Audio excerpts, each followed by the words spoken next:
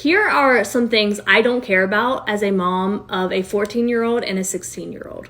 I don't care if my kids call me bro, dude. It's not disrespectful. It's literally just them communicating to me in their language.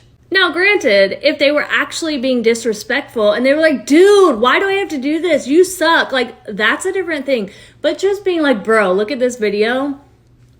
I'm not insulted. Having straight A's or honestly even really good grades. Now, yes, I care to an extent. I obviously don't want them getting straight F's. Also, they want to go into careers where those grades really don't have that big of an impact. If they came to me and they were like, hey, I wanted to be a doctor, then I would have to be like, okay, well, part of that plan is to have really good grades. Another thing I don't really care about, cursing. Obviously, I don't want them running around being like, F this, F that, you effing suck, whatever. If a curse word slips out of their mouth here and there, I'm just not going to be that upset. By the way, I kind of have maybe a unique perspective on this. My kids have been listening to Eminem since they were literally little. I have explained to my kids since they were very, very small that language is very powerful. And I kind of use the example of Eminem with them and just saying how he was brought up in the world he lived in and how he came from a lot of trauma and pain.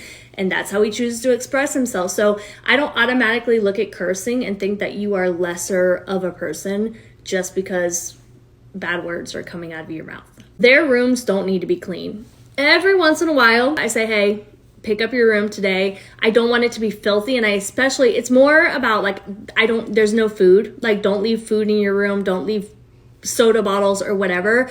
But in terms of just like their stuff being everywhere, I feel like that is like their sanctuary. And if that is how they choose to keep their sanctuary, then that is on them.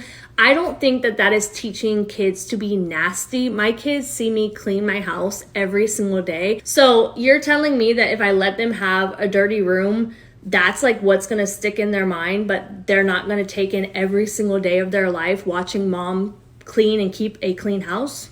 Lastly, my kids and I are very communicative about like intimate things, like intimacy in general.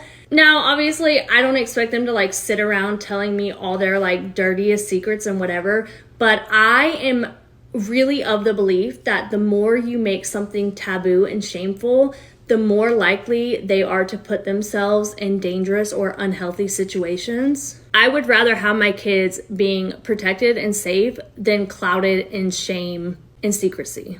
So I guess I say that to say that nothing is really taboo in our house. Like, my children are open to talk to us about anything.